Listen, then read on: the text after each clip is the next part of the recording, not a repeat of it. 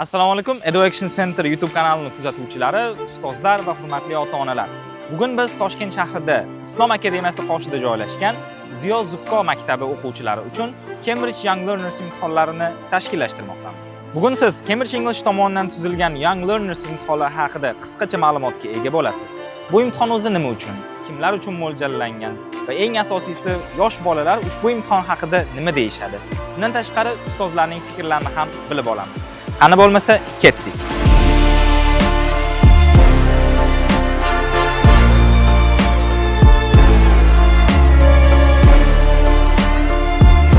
Young Learners imtihonlari bu Cambridge English Assessment tomonidan aynan yosh bolalar uchun ishlab chiqilgan imtihon bo'lib, ushbu imtihonlarda 3 ta daraja mavjud.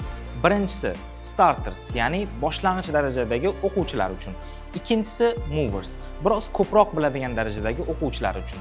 Uchinchisi esa flyers, yuqori boshlang'ich darajadagi o'quvchilar uchun mo'ljallangan. Cambridge Young Learners imtihonlari 6 yoshdan 13 yoshgacha bo'lgan bolalar uchun mo'ljallangan.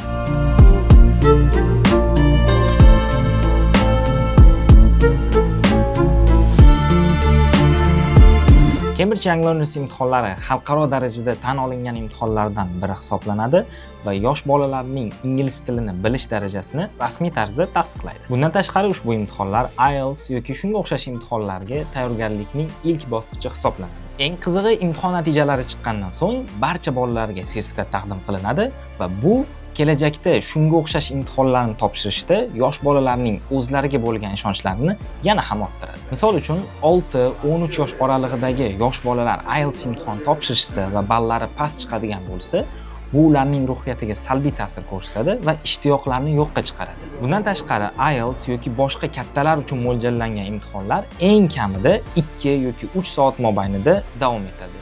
Bu esa yosh bolalarga yuqori darajadagi bosimni taqdim qiladi. Cambridge Young Learners imtihonlarida esa savollar yosh bolalarning dunyoqarashi, yoshidan kelib chiqqan holda kreativ tarzda tuzilgan bo'lib, imtihonlar eng ko'pi bilan 1 soat davom etadi.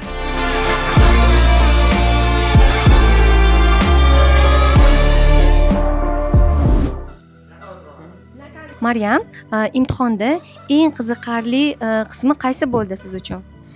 Men uchun listening bo'ldi. U panda haqida edi. Streamda o'sha panda haqida edi, yozish haqida edi. Keyin u pastda ishlash bo'lar ekan, o'sha qiziq bo'ldi. Keyin oxirgi part 5 o'sha bo'yash kerak edi. U listening naushnik taqamiz aytadi-da, mashina misol uchun stakanni pushtiga bo'yama shaqa deb aytadi. Biz bo'yadik o'shani. Abduqodir, qaysi qismlarida sizga qiyinchilik tug'dirdi ekzamen mobaynida? Menda part 5 va readingda qiyin bo'ldi. Unda rasmga qarab gap tuzish kerak edi, ikkita. O'shani tuzishim qiyin bo'ldi. Nima xulosaga keldingiz? Mana shu qiyinchiliklar boshqa bo'lmasligi uchun nima qilishim kerak deb o'ylaysiz? Ko'p kitob o'qish kerak, so'z yodlash kerak. Abror, поделись, пожалуйста, по поводу своих ощущений, да, то есть как это все происходило во время экзамена, да, и как долго ты уже готовишься к этим экзаменам, да, и какие части для тебя были очень интересными, а какие были сложными? Ну, во-первых, я начинала долго готовиться с начала года. Я очень увлекаюсь английским. На экзамене вначале я, конечно, волновался, но потом я понял, что это легко. Reading и writing был очень легким, но listening стал более сложным. И какие ты выводы сделала здесь? Над чем нужно поработать? Нужно поработать над listening больше.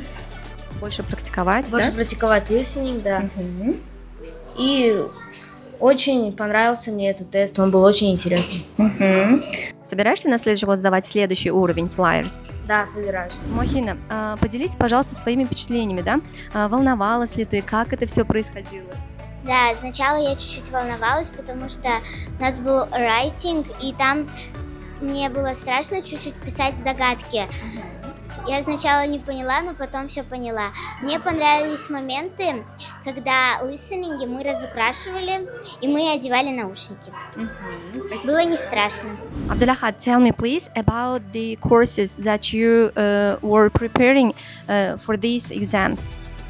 We working first a roundup and we finished round up 1 and we You started the second you started round up 2. We finished it and started fun skills. Is it a special book for preparing for these exams? Yes.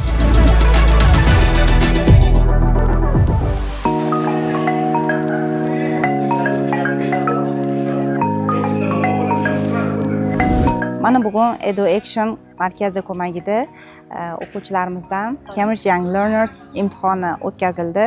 Bundan maqsad o'quvchilarimizni mana shu kelgusida IELTS imtihonlariga tayyorlash va shu bosqichlardan yaxshi o'tishligi uchun ularda bilim ko'nikmalarini hosil qilishdan iboratdir.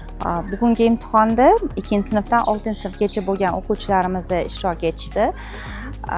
Va tavsiya qilardimki, boshqa maktablarda ham mana shu turdagi testlarni olib borishligini, imtihonlar o'tkazishni, chunki bu bolalarimizga o'quvchilarni xalqaro darajadagi bilim sifatlarini baholab beradigan imtihon turi deb o'ylayman. Основная цель, то, что наши ученики сдают Cambridge Young Learners экзамен, заключается в том, чтобы подготовить детей к будущим экзаменам к IELTS. Вы знаете, что международный экзамен IELTS, он сам по себе сложный, да, и в основном дети готовятся к ним с 7-го, с 8-го класса, да, но если мы детей будем обучать именно целенаправленно, да, то есть если они будут целенаправленно готовиться к кембриджским экзаменам, Cambridge Young Learners, то есть который включает в себя starters, movers, flyers, да, то есть с 1 по 2 класс они сдают starters, с 3 по 4 они сдают movers, и 5-6 класс они сдают flyers, да,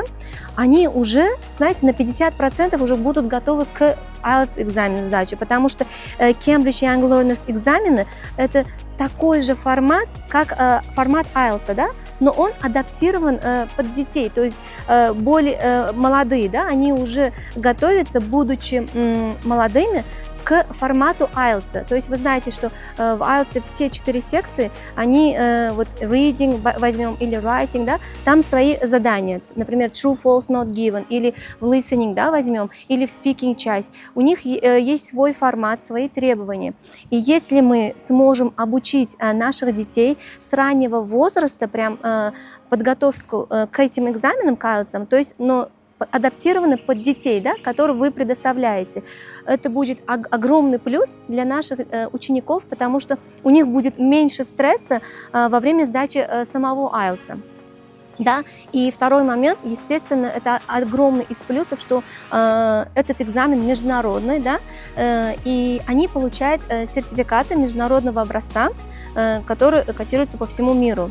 Это тоже огромный плюс, и это мотивирует также наших учеников. Cambridge English Young Learners imtihonlari yosh bolalarning ingliz tilida o'zlariga bo'lgan ishonchlarini yanada oshirish uchun eng yaxshi vositadir. Agarda siz ham farzandingiz uchun kelajak eshiklarini ochmoqchi bo'lsangiz, biz bilan hoziroq bog'laning. EduAction. Take the test with the best.